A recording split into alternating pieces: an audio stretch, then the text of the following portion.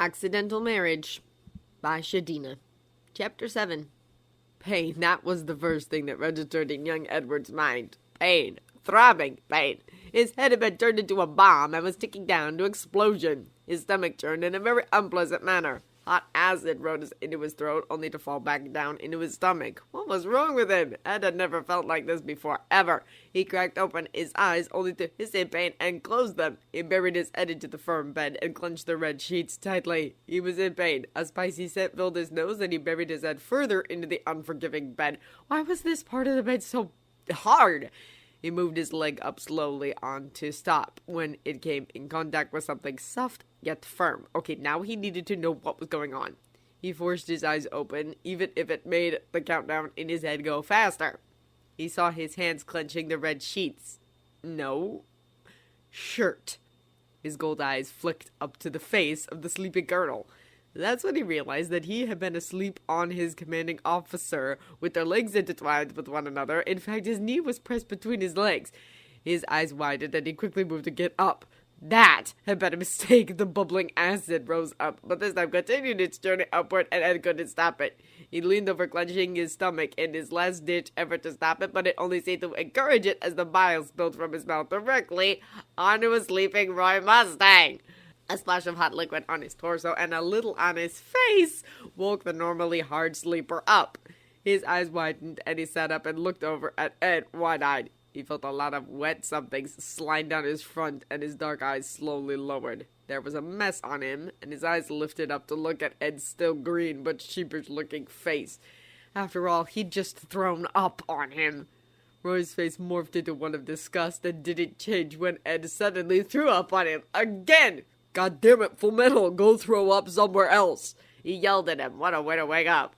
Ed quickly scampered off the bed and went into the bathroom, where he finished getting rid of his stomach and a few other organs as well. Roy looked down at himself. He could not believe that brat had the nerve to molest him and keep him hostage in bed, then throw up on him the next morning. There was no way the boy was ever going to make a good lover, stupid brat. It felt so disgusting and smelt even worse. He needed a shower. How was he going to get this off of himself without making a big mess, though? Well, more than there already was. He was sure these blankets were expensive. He slipped his shirt off slowly and carefully, trying to keep the junk off of his skin. That didn't work as well as he had hoped, but what could he do? Edward had finally finished in the bathroom and flushed some of his vital organs down the toilet. He then got up off the ground, washed his mouth out just as Roy came into the bathroom. He looked at him sheepishly, and his eyes couldn't help but take in Roy's built chest and stomach. Roy refused to even look at him and turned on the shower so he could rinse his shirt off. It was shame. Roy really liked that shirt. He only hoped it wasn't ruined. Ed couldn't help but look at the nice curve of Roy's rear. He remembered what it felt like in his hands. Firm. He choked on the water he'd been washing his mouth out with. Was that? When the hell would we have touched the bastard's ass? His gold eyes widened. He knew what Roy's skin tasted like, what his chest felt like under his hand. But when? He woke up in bed with the bastard, but he had gone to the bar with those 3 guys yesterday. Somewhere between then and now, he must have felt his commanding officer up. Edward made a sick face. He didn't really do that, did he? Roy finished washing his shirt and turned around to drop it on the ground so he could shower, only to see Ed still in the bathroom with a sick look on his face. "If you're going to get sick again, the toilet is right there. Do not do so on me," he warned him. Ed turned to look at him, and his eyes immediately latched onto the red mark on Roy's neck. He remembered making that. He had been sucking on his neck because he had thought Roy tasted good. All these thoughts caused a bit of stirring in Ed's lower half, and he was well aware of it, and very freaked out by it. Roy gave Ed an odd look, as he seemed to be staring at him, his neck to be exact. "I realize that it may hurt to tip your head that far back, but my face is a little further up," he informed him, expecting a reaction, but didn't get one. This unnerved him. What the hell was Ed staring at? He moved to the mirror, and the blonde's eyes followed him. He looked at his neck and saw a red blotch on his neck. Oh, he knew what that was, and just how he got it, too. Due to Roy's pale skin, he'd always been very easy to mark, much to his dismay. I did that." The unsure voice pulled Roy from his thoughts. Roy didn't look at Ed. Instead, he stared at the towels. "It's my turn to use the bathroom, so out." he informed him, not wanting to say yes to his question, though it was, in fact, a yes. Ed nodded dumbly, then turned to leave the bathroom. The door was shut securely behind him, but it didn't pull Ed away from his thoughts. He remembered, and very clearly, too. He had stumbled over the bottom part of the door frame as he had come into the room. He saw Roy in that red shirt that matched so perfectly with the rest of the room. The first few buttons were undone, showing off a bit of his toned chest, and Ed had wanted to see more. This was his spouse, after all. He had every right to.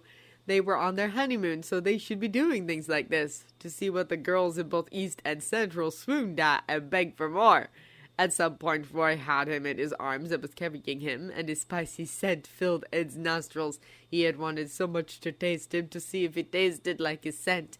He remembered not wanting him to leave. The way his strong chest felt under his hand, or that ass. Damn, he had a tight, fine ass. He was never going to think straight again.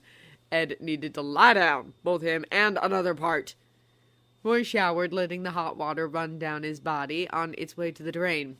He wondered how much of last night Ed remembered. He obviously remembered some, if he knew he made the mark on his neck.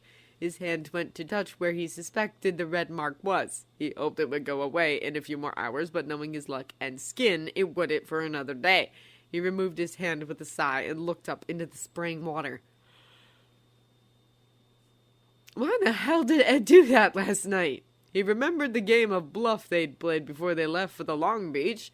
Had that really been bluffing on Ed's part? Perhaps he was serious? Did the boy harbor a crush on him, and now that they were married, he felt he could act on it? That just sounded odd. Shit, what was he supposed to do now? Apparently, he had spent too much time standing in the shower, as it started to spray him with cold water. He shivered and turned the water off and went to towel himself dry. He frowned when he realized that in his rush to get the stuff off of him, he hadn't thought to bring a change of clothes. He wrapped the towel around his waist and stepped out of the bathroom to find something to wear. Ed looked over when he heard the bathroom door, though he wasn't sure he was ready to face Roy yet, and he most certainly wasn't ready to face Roy in a towel yet. His eyes widened a bit, but he couldn't seem to look away. His golden eyes followed him as he went to the drawers to pull out some clothes. He could see how his spine moved and the muscles in his back twitched under the pale skin as he leaned over to get into the drawers. The towel covered his ass, but not the shape of it since Roy was leaning over. His head twitched. Since when was he such a pervert? Maybe this is why Hawkeye and Havoc always walk 3 steps behind him. They were looking at his ass! It had nothing to do with rank and such. Damn, they were smart. Roy had finished gathering his clothes and walked back into the bathroom to change. He had blue jeans and a sweater. He had felt Ed's eyes, but didn't look back, telling himself he was just imagining it. And no, he didn't need to look behind him to confirm that. Roy was 14 years his senior. There's no way Ed would be looking at him like that, even if he was hot. Roy wasn't one to lie to himself. He knew he was good looking. Even if Ed had been checking him out, it was probably just teenage hormones. Teens fell in and out of love all the time. Even this was indeed the case. It wouldn't be long before they went back to their proper relationship. He came out of the bathroom, changed, and looked around a bit.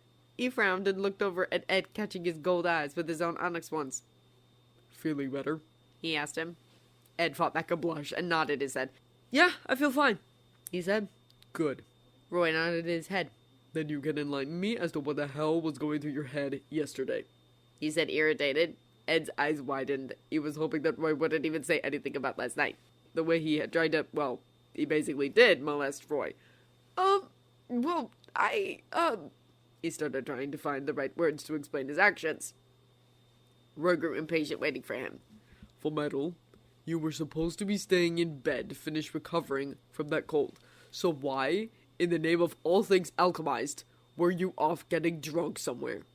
Oh, he wanted an explanation for that. That was easy. There's a storm coming, he said. That's what those guys said, so apparently it was a reason to drink, and Roy drunk often enough so he'd understand that. Right? Roy blinked. Storm, he repeated and watched the blonde bob his head slowly.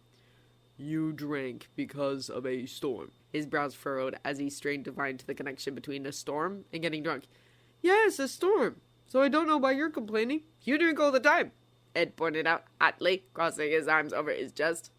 I'm an adult, Full Metal. And so am I. No, you're 15, that's not an adult. I'm treated as an adult in court by the military. Hell, I was allowed to get married to you, so how can you say I'm not an adult? He demanded. Because you still need people to look out for you. No, I don't. You just choose to do so. Ed snapped back. They glared at each other for a while before Ed spoke again. What will it take to prove to you I'm not a child? Try growing up. He snapped and turned around, heading for the door, only to be stopped when he realized it was raining out. Damn, that means he's stuck in there with Ed and smelly sheets that Ed threw up on. Couldn't Ed smell that? He stalked over to the fireplace and decided to start it. When it started, he just fell back and glared at it. It didn't take long to start. He was the flame alchemist after all. Ed couldn't believe this man told him to grow up. This man who was currently sitting on the floor pouting, who had tried to walk away without even bothering to settle the dispute rationally. The one that needed growing up was Roy, at least that's what Ed thought. So what, you're just going to sit there and pout? Roy's dark eyes flickered from the fire to Ed and glared at him. I'm not pouting. Ed could see the fire reflecting off his eyes, as if being projected from somewhere within him. It actually made Ed shiver a bit. Then what do you call it? I call it being in a foul mood because my wife threw up on me this morning. Ed flinched.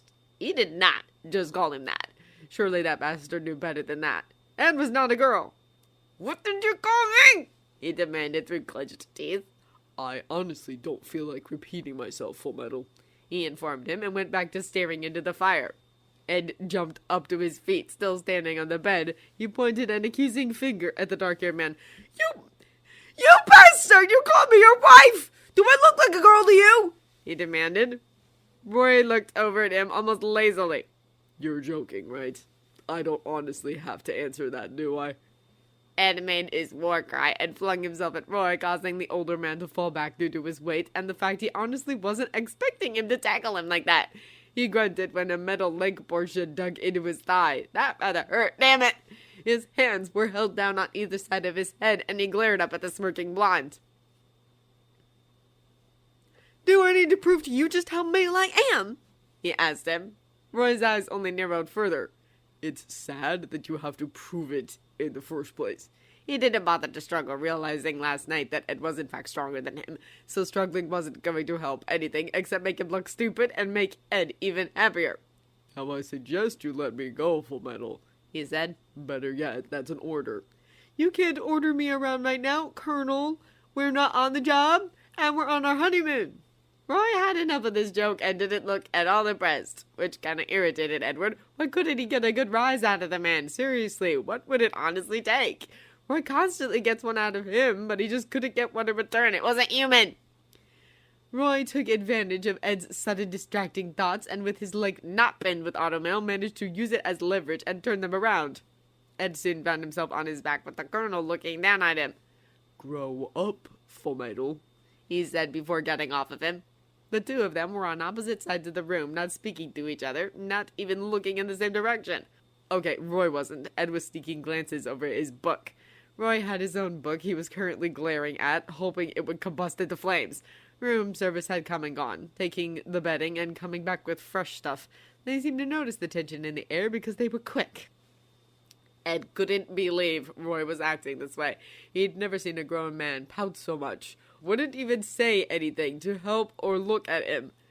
And this was the man that was supposed to teach him how to act mature and be an adult and such. It seemed to Ed that Roy still had stuff to learn in that department. After all, if you really thought about it, Hawkeye took care of the bastard. She made sure he got his stuff done before he went out to play. If he didn't, she'd sit right next to him and wait for him to finish, even if everyone else was gone.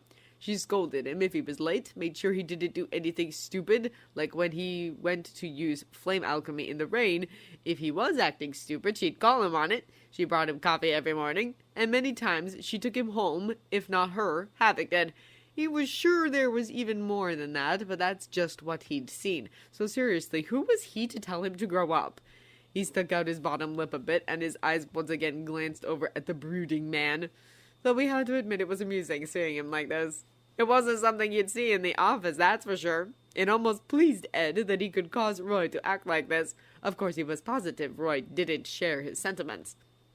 Roy could feel Ed's eyes on him, but chose to ignore him.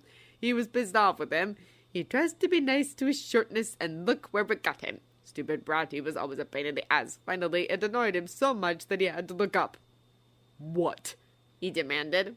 Ed couldn't help but smirk a bit. Nothing, just never seen an adult pout. Roy didn't look amused. I'm not pouting, he said again, his dark eyes narrowing. Why was it still raining? Seriously, it's the beach. It's supposed to be nice and warm, so he could stay away from Full Metal, the little brat. It sure looks like a pout.